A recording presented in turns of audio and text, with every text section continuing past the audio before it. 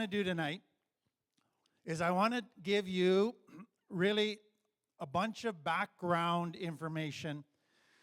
What the latest research has been showing us, and it's quite fascinating to me, and what Finding Freedom is really built on is the latest science and research around addiction. But if you have an addiction, and 97% of people with an addiction have what we are going to look at as this underlying issue, a trauma issue. But it goes beyond that. If you have major anger issues, major emotional problems, major relationship problems, if you struggle a lot with anxiety and depression, or if you've been diagnosed with borderline personality, probably this same underlying issue is what is going on inside of you. And if you have this buzzword that is called codependency, that will be tied in as well to this underlying thing, which we talk about as complex trauma. So let me present what Finding Freedom is about this way. We teach that though many people say addiction's my problem, we say, in a sense, we agree it is a problem, but maybe a more correct way of looking at it is that you viewed addiction as the solution to your problems. In other words, addiction is a symptom of deeper problems, and that's what we are going to be trying to explain and understand. So in the last 10 years, there's been a body of research that has been started, much of it kind of spearheaded by Dr. Gabor Mate from Vancouver, who's written a wonderful book on addiction called In the Realm of Hungry Ghosts. And he began the research, and he said, everybody I deal with who's an addict has childhood trauma.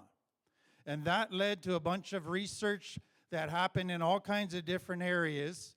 And AFM published 2 years ago that 97% of addicts have complex trauma. So what I want to do is explain that tonight. And then what we're going to do in the next few months is that complex trauma, if you have it, it results in 50 different ways of living, coping, relating. Addiction is only one of the 50. So we want to look at the other 49. And for some of you, it'll be depressing.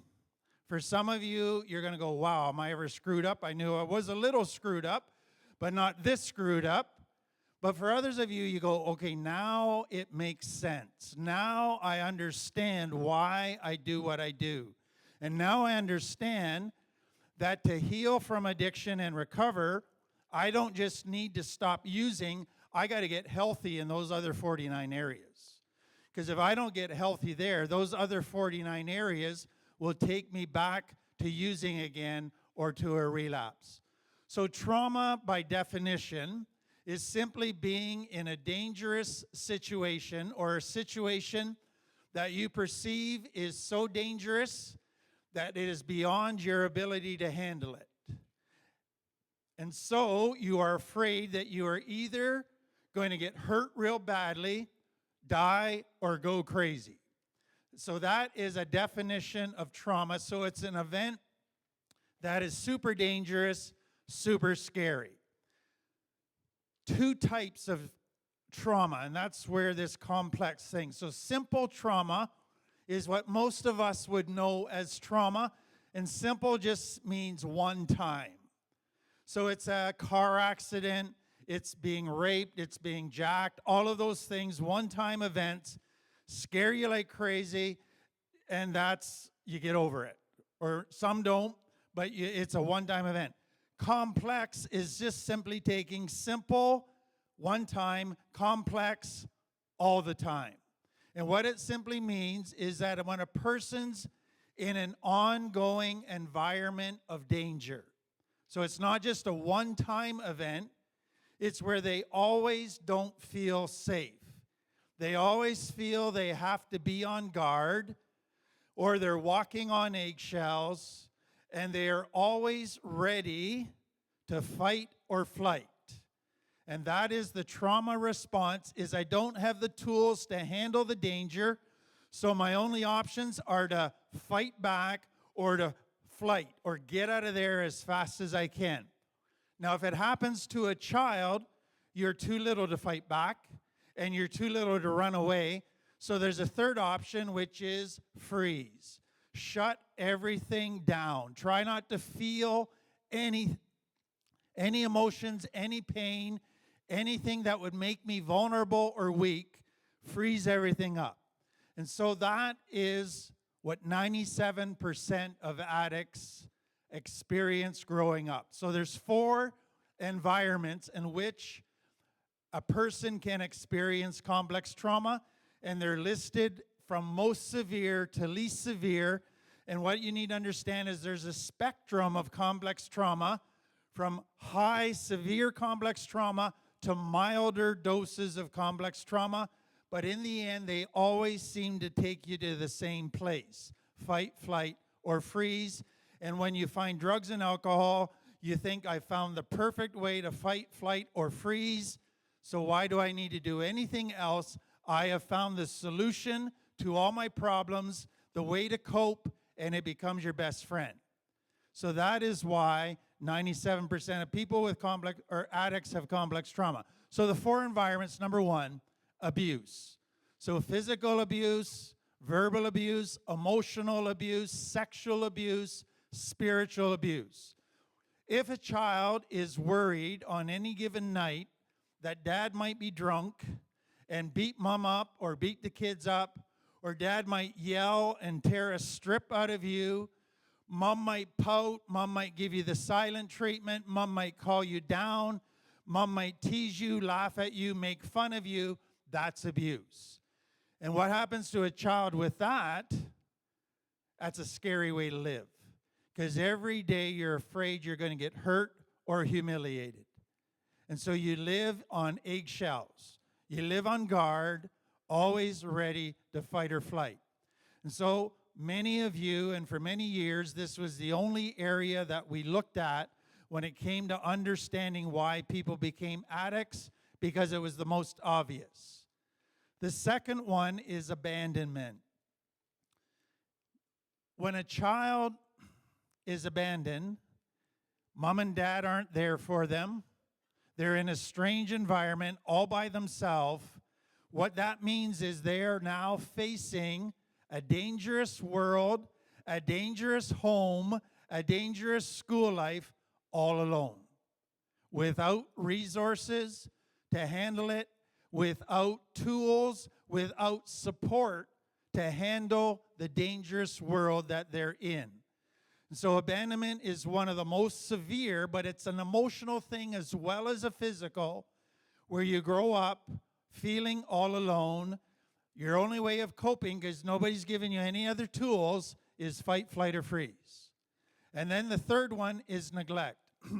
So what is coming out of the research is that neglect by a parent, and what I mean by that is your parents could be there physically for you by providing your physical needs. So you lived in a nice house, lots of food, the best clothes, sports teams, all of those things.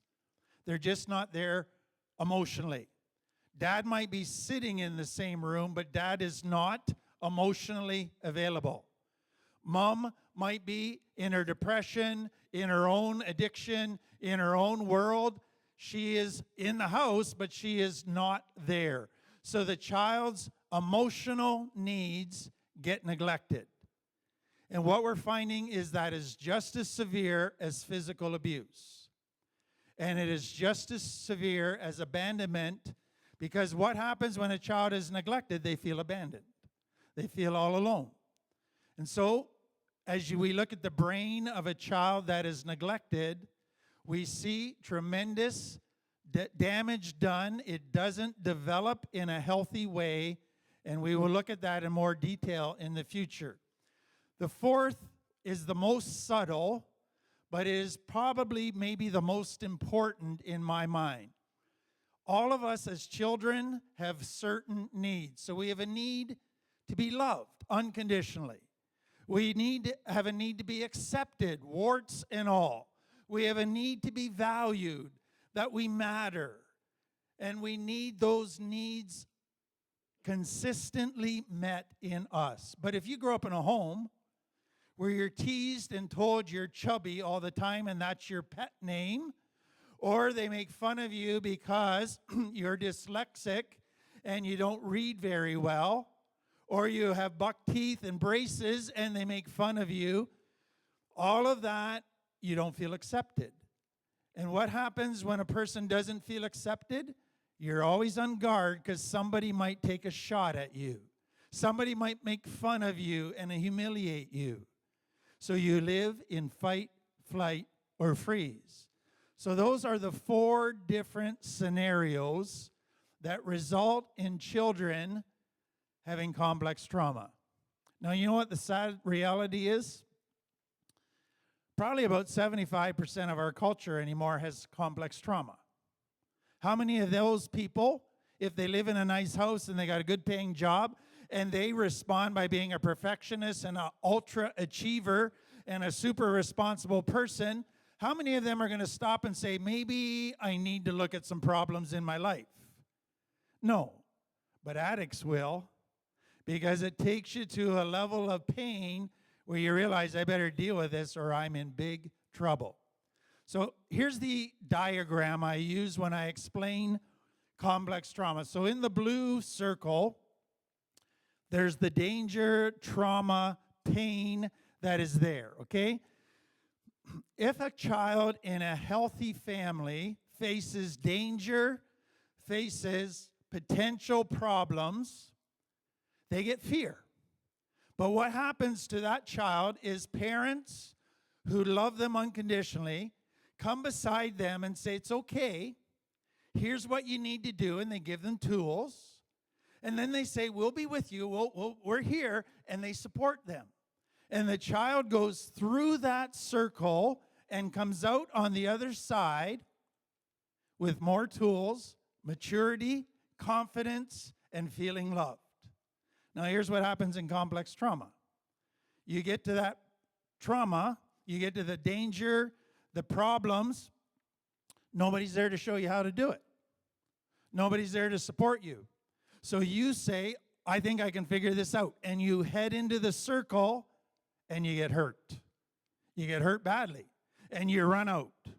Then you face the next problem and you say, I think maybe I can figure this one out. And you head into the blue circle and you get hurt badly. Guess what happens after a while? You say, all problems, all danger, all pain is bad. Nothing good ever comes out of that. You only get hurt. So the only thing to do whenever I face danger is fight, flight, or freeze. So you don't try to learn any tools because nobody's taught you tools. And now because of fight, flight, freeze, you go, I think I found the perfect tool for dealing with problems and danger. I will fight, flight, freeze. So here's what begins to happen. Let's say your belly button age, that's your birth date, your physical age is 40 years old. But at age 10, you reached a point in your life where you said, nobody is helping me through problems. Fight, flight, freeze is my only way of coping. And at age 10, you started coping fight, flight, freeze as your main way of dealing with life. You kept growing physically, you stopped growing emotionally. So you're in a 40-year-old body, but you're a 10-year-old skill set. You're a 10-year-old in your emotional world. And that's one of the sad realities of complex trauma, is it causes a child to stop growing at a certain age. What recovery then is saying, okay, I'm 40 years old, but I'm really 10 years old. I have to go back there and learn the skills I should have learned as a 10-year-old. That feels humiliating. That feels shameful. And a lot of people get angry about that. And you should. But if you don't accept, I've got to go through this learning, I got to go back and learn that, then you're just going to get angry and you're not going to grow. Second thing I want you to realize, you see the first arrow down says FFF, fight, flight, freeze. The greater the pain, the brain says, why do I wait till I'm in pain to fight, flight, freeze? Let's see if we can find a solution to that. Let's back up our fight, flight, freeze escape time to any time we feel uncomfortable. Anytime we feel uncomfortable emotions. So what we call that in technical jargon is complex trauma people have distress intolerance. So as soon as they feel any distress, I'm out of here. I'm not waiting around until there's a problem. I'm out of here, not just when I feel pain, but now if I feel stress, if I feel embarrassed, if I feel a bit of anxiety, I'm gone. So you backed up your escape hatch to any negative, unpleasant emotion. But then the brain goes, I don't like sitting in unpleasant emotions for very long. Let's back it up even further. So now complex trauma people have a new title, and it's called hypervigilance. And so now what you do when you come into a room, you're checking everybody out. Are they safe? You've already checked me out probably, and you've made your own conclusions. But that is what you're doing, is looking for danger. But guess what you're doing? You've trained, or you're training your brain to look for problems so you stop seeing things accurately. You're zeroed in on negative, and you train your brain to focus on negative. And many of you understand that very well. But then your brain says, why should I wait for danger? Something now starts to get distorted, and this stops working. So let me put it this way before I give you the final one. The response of fight, flight to trauma, a one-time event, is what we call an adaptive system in the body. That means the body quickly adapts to danger, gets through it, and then goes back to dealing with life in a safe environment. So they don't have to be in fight-flight mode. They don't have to be in survival mode because they have got through the one-time event and returned. What happens in complex trauma? When you live in danger, you live in survival mode. You live in fight, flight, freeze mode. And what does that mean? If I'm constantly in danger of getting hurt, don't trust anybody. That helps you survive, but what does that do 20 years later when you try to have a relationship with somebody?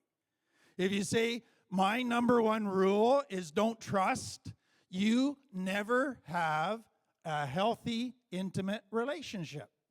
So the very thing that kept you safe as a child in the moment now is messing up your relationships.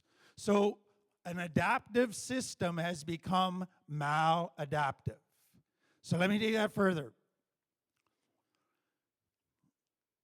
If I was to say to you when you came in tonight, can I talk to you after we're done tonight?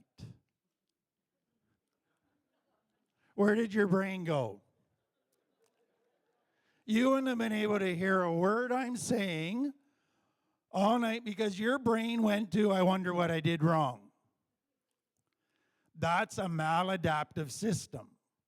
So what happens now is you take everything that happens and you read negative into it. You jump to a worst case scenario. They showed children from healthy homes and children from complex trauma homes pictures of faces. So they showed both of them a happy face. Both kids said happy. They showed a sad face. Both kids said sad. They showed an angry face. Both kids said angry. Then they showed a blank face. What do you think the kids from complex trauma said? They're angry. So they've learned to read danger into where danger isn't. So let me go back to that example. If I said I would like to talk to you after we're done tonight, some of you would have said, he must be mad at me. He's going to chew me out about something. I've done something wrong. And you would have gone into fight, flight, freeze, and I'd never see you again because you're gone. So what you just did is you just lost a good friend. All imagined in your mind. You made it up. And so complex trauma takes a beautiful survival system and makes it work against you. So the very things you're trying to avoid, being hurt, being abandoned, what did you just create? You abandoned me. You say, I'll abandon him before he abandoned me. Same result, you still end up with abandonment. So you create what you're trying to prevent. And that's the tragedy of complex trauma. So the very things that kept you safe in the moment now are hurting you. So another way to say this, complex trauma, you got wounded as a child. Now you wound yourself. Or another way to say it, studies have shown that people from complex trauma get to adult life and they create their own trauma.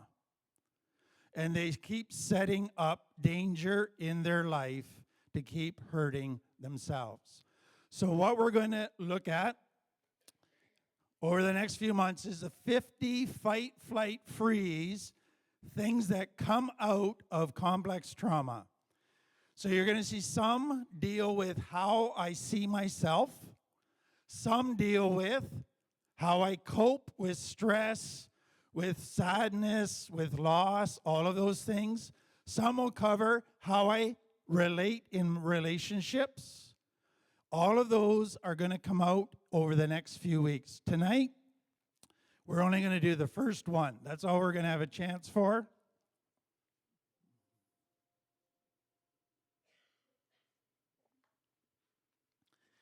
And this is one of the hardest ones to explain, but it's very important to understand. Because what happens when you live in survival mode is without you realizing it, it changes your priorities. And I'm going to explain that and develop it for you. But the priority that becomes number one is safety. That matters more than anything else in your life. Personal safety. But in order for that to be number one, it had to bump down some other priorities. And so something changes without you realizing it at your very core when those priorities change. So let me explain it as best I can, and I hope I'm clear.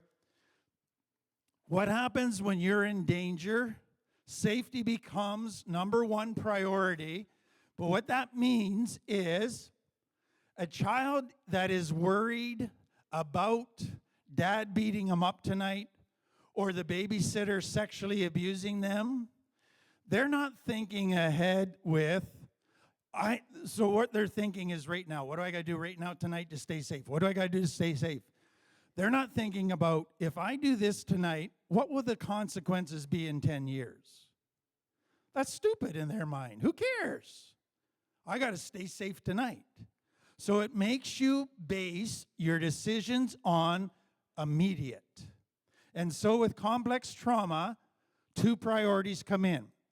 Immediate safety and grab any pleasure you can along the way. Because you're not going to get a whole lot.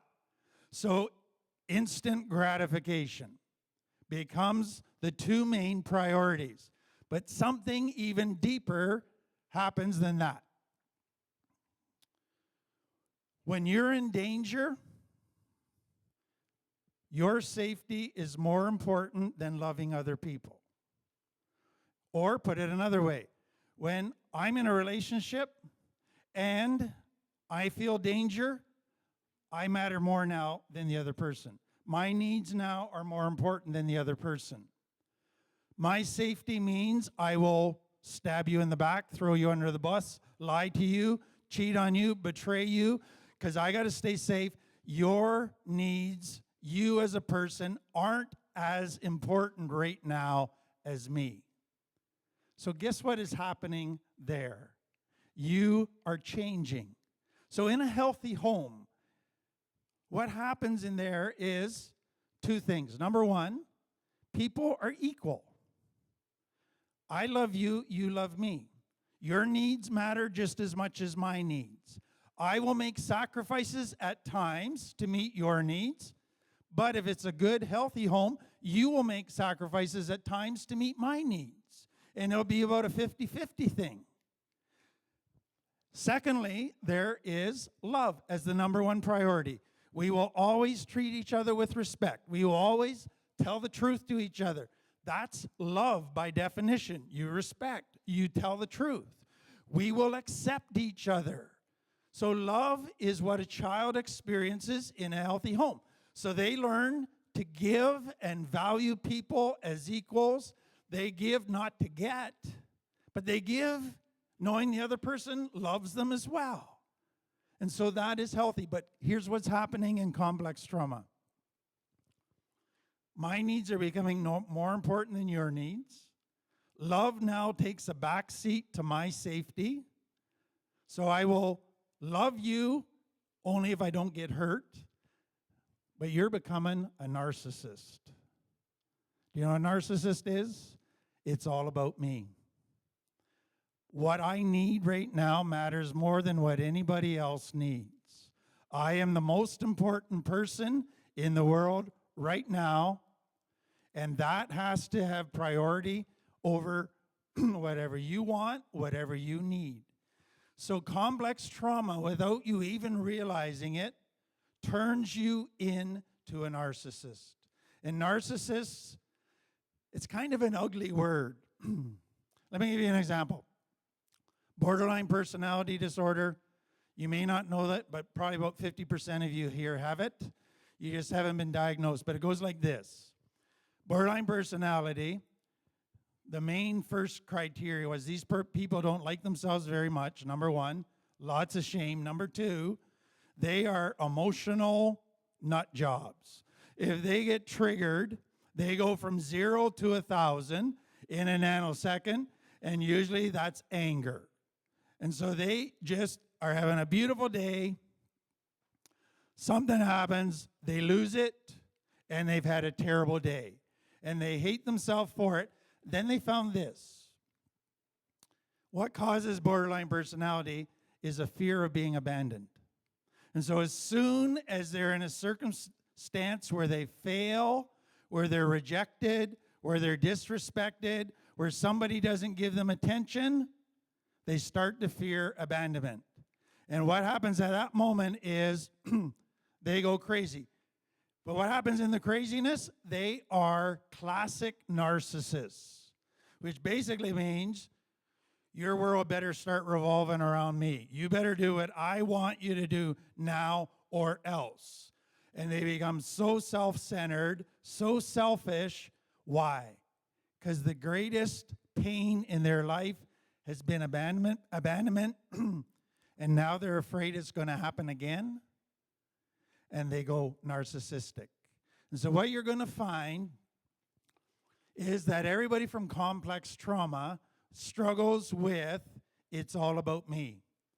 Addiction took that to a new level, where it was all about me all the time. Now, here's what will happen in recovery. You will begin to heal. And when you're in a good place, it's not all about you. You're going to learn how to love.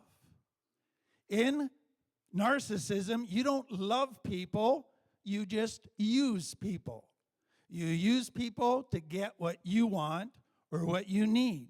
But in recovery, you begin to heal and learn how to love. And it's possible.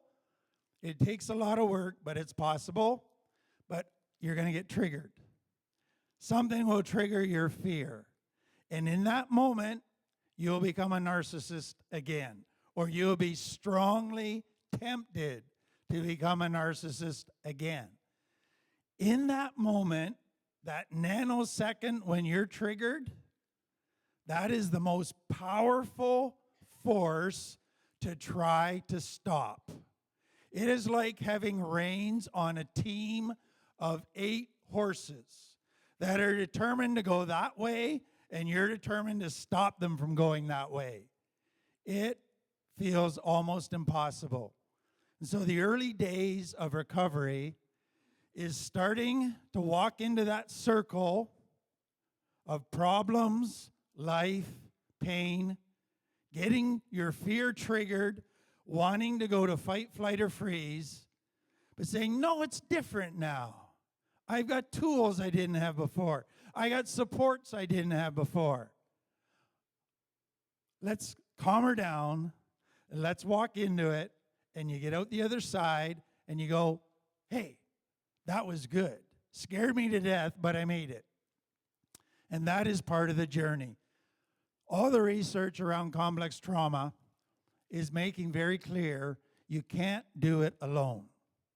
You need a surrogate family. You need a new set of surrogate parents, people who will teach you the skills, the toolbox that you never got, people that will support you as you start on this journey. Now, I want to talk, just to end this up, what does recovery look like? What's this healing from complex trauma look like? Just imagine I got up here tonight and I had my shirt button, one button down, okay? So I didn't button up properly. It has happened before, okay? How do I solve that problem? Do I just take the top button off and fix it?